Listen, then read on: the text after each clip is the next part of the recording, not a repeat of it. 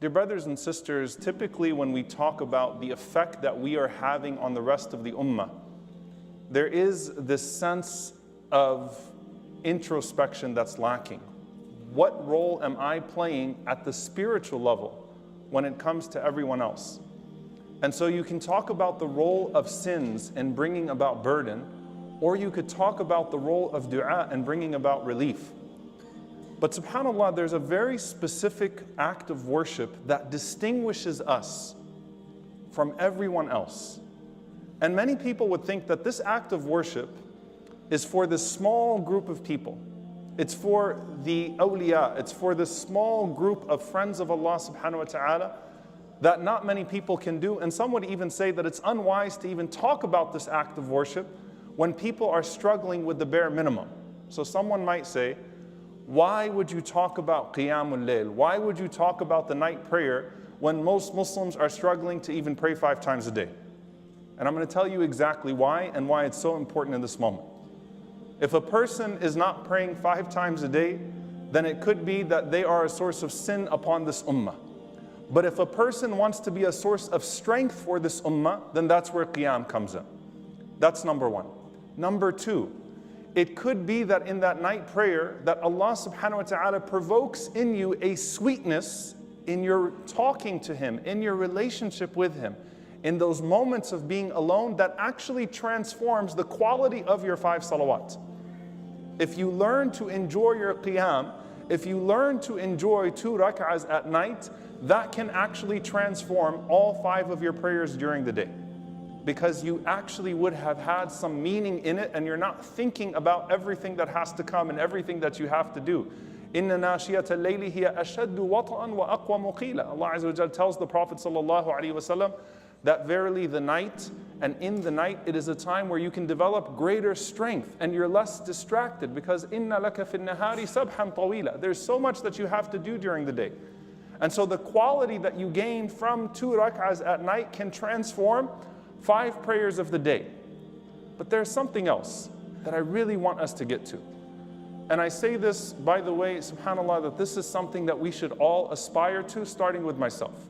This is a deed that we should struggle with, and this is a deed that I am struggling with, and this is a deed that I hope all of us will struggle with, bi'idhnillahi ta'ala. That in this moment in particular, there is nothing that can build us for the moment like Qiyam as individuals and as societies. There is nothing that can give us victory over those who oppress us like this particular act of worship. And I want to take you back to the moment that the Prophet ﷺ comes to Medina and he gives his inauguration speech. And you've all heard this many times, but I want you to pay attention to the only thing that differentiates this speech, or the main thing that differentiates this speech from anything that anyone had ever heard before. Ayyuhan nas, he gathers all the people, the Muslims, the Jews of Medina, the polytheists of Medina, the people that, maybe the few Christians in Medina, people of all different backgrounds and faiths, right? They're coming around to hear what this man is going to say, sallallahu alaihi wasallam, in Medina when he finally has a platform. He can finally speak, because in Mecca, they didn't allow him to speak in public, sallallahu alaihi wasallam. They persecuted him, alayhi salatu wasallam, in his own home. Ayyuhan nas, O people, afshu salam, spread peace. Now, if you're not Muslim, you can appreciate spread peace, afshu salam. And of course, we have the specific greeting, assalamu alaikum. But it's more than that, because so many Muslims say assalamu alaikum, but they intend everything else except for salam when they give it to you.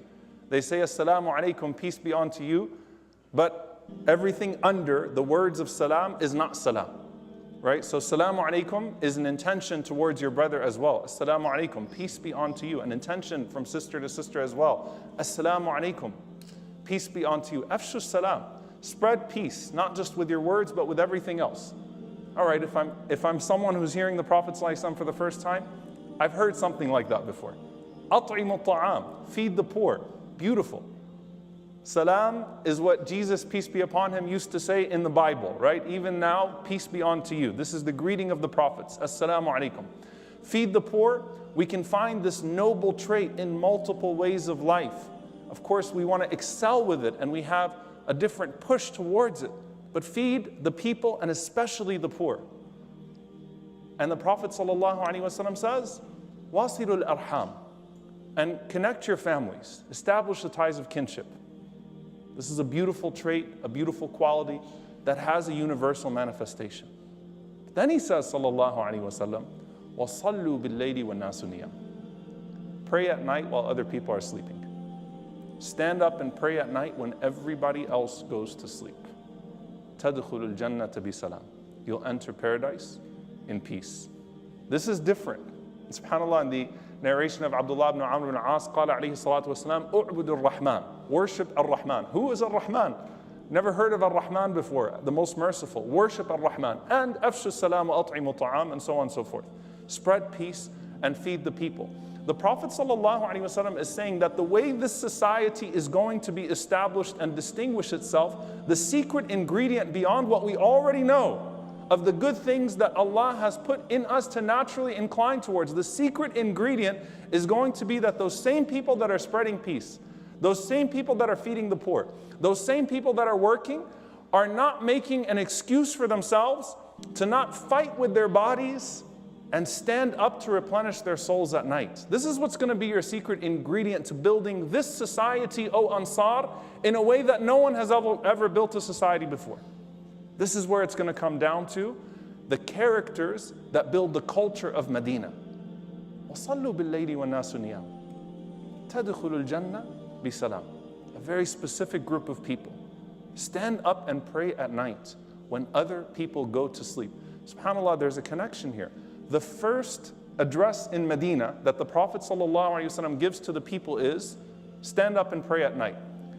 And the first address that Allah gives to the Prophet ﷺ in Mecca in his most devastating times, when he's alone in society, is, Ya ayyuhal muzammil, qum al-layla illa qalila. Of the first words. O you who is wrapped up, stand up at night and pray, except for a little bit. Push yourself, O Muhammad sallallahu alaihi wasallam. Because in Medina you need to build a society. But in Mecca you need to build a character. You need to build a certain type of spiritual resilience that's going to allow you to deal with oppression. In Mecca you have to resist the society that wants you to be something you're not. In Medina you have to build a society that no one has ever seen before. And the secret ingredient of both of those is going to be your willingness to stand up and pray at night. Because you're going to nurture something in those moments that no one else can nurture. You're going to kindle a fire in your heart in those moments that no one else knows what it's like to kindle. But you have to be willing to put in that sacrifice. Before Allah subhanahu wa ta'ala made the 5 prayers obligatory, He made Qiyamul Layl obligatory on the Prophet sallallahu alaihi wasallam. He made the night prayer obligatory on the Prophet sallallahu alaihi wasallam and the believers by extension. Then once Allah revealed the 5 obligatory prayers, then the second part of Al-Muzammil was revealed, as Aisha radiallahu anha said, which turned it into a voluntary prayer. So you will not be punished on the Day of Judgment for not praying Qiyamul Layl. It's not obligatory. And I want to make that very clear. But in this moment, subhanAllah, you want to build yourself as an individual? You want to build a society? It's the secret ingredient. It's the secret ingredient of victory. When Allah subhanahu wa ta'ala talks about the battle of Badr, when the Muslims were outnumbered by those who had no good intentions towards them and wanted to do all sorts of things towards them, Allah subhanahu wa ta'ala does not attribute the victory that came to them through the archers or the way that the Prophet ﷺ was able to develop a scheme where he could deal with, this genocidal group of people that outnumbered him. Allah subhanahu wa ta'ala says, إِذْ تَسْتَغِيثُونَ رَبَّكُمْ فَاسْتَجَابَ لَكُمْ.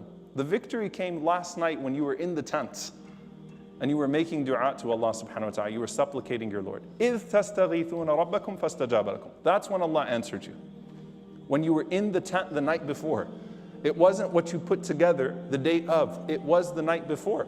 And we know the famous story of Salahuddin al-Ayyubi rahimahullah, when he was dealing with the Crusaders, trying to retake Jerusalem from the Crusaders. What does he do in Hittin?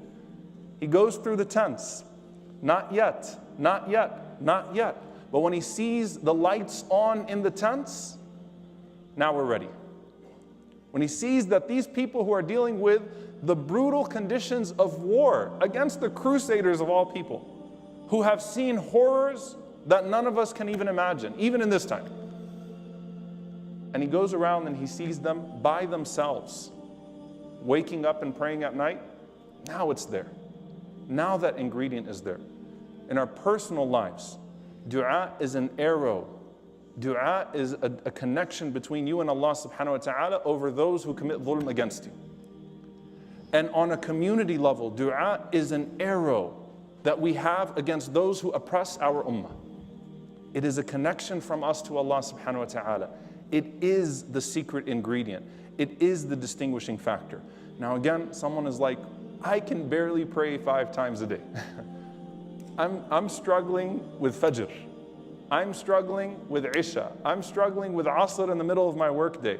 Why are you giving a khutbah about Qiyam? Dear brothers and sisters, we've all adjusted ourselves in these last few months in some way. I guarantee you that your social media usage has probably gone up, right? As you're consumed by what's happening. I guarantee you that your thoughts have shifted. I guarantee you that your emotions have shifted. Your priorities have shifted. Your perspectives have shifted. What better time than for all of us to say, you know what? I'm going to take on this habit. Once a week, twice a week. And if I taste the sweetness of it, it might inject the sweetness that I needed in my salah, and it might give us the victory that we need over ourselves and then over those that oppress us. Because if you win that battleground, then you can win any battle. And if you gain that peace, then the Jannah is in your heart before you attain any likeness of Jannah in this world or Jannah in the hereafter. But it takes a sacrifice. And I know all of us right now are thinking about the ways that we can help. And there's nothing like dua that can help. And there's nothing like dua in the last third of the night that can help. And that comes from you as an individual. Build the individual in Mecca, build the society in Medina, think about Badr, think about Hittin, go back to yourself and say, you know what? Even if I'm struggling with my 5 daily prayers, I'm going to struggle with 1 night a week, 2 nights a week. And then you're not just only not a source of sin to the ummah, you're actually a source of strength to the ummah as well. My beloved brothers and sisters, when you pray tahajjud, when you wake up in the last hour of the night when everyone else is sleeping, Allah subhanahu wa ta'ala answers your dua. Allah will solve your problems from the places you will not even imagine. Allah will bring you sustenance and provision from the places that you will never imagine. So wake up during the last hour of the night when everyone is sleeping. The last hour of the night, the time of tahajjud, is so precious. Allah subhanahu wa ta'ala comes down every night the way it befits His Majesty in this last hour of the night to answer your du'as, to solve our problems, to solve our issues. But alas, many of us are asleep during that time. If you really need the help of Allah, then wake up during the time of tahajjud. Many pious predecessors, they say that if you cannot fast during the day and if you cannot wake up for tahajjud during the night, then check your lifestyle. Maybe you are doing a lot of sins. Your sins are dragging you far apart from Allah subhanahu wa ta'ala. Your sins are not giving you the ability to wake up for tahajjud. So ask Allah for forgiveness, repent to Allah, cry to Allah, beg to Allah, and then ask Allah to give you the ability to wake up for tahajjud. Maybe for 10 minutes, 20 minutes. Once you get the sweetness of tahajjud, you will just not want to leave it anymore. This is so amazing. Tahajjud will give you everything you want. Just try praying tahajjud at least a month, once in a month, or once in a week. And when you start praying tahajjud daily, then you'll see the miracles in your life. Allah subhanahu wa ta'ala will change your life for better. Allah subhanahu wa ta'ala will fulfill every wishes that you are asking Him, because He is there to answer your du'as during that time of the night. May Allah forgive our shortcomings. May Allah accept our du'as. May Allah give us the ability to pray tahajjud. May Allah grant us Jannatul Firdaus al-A'la.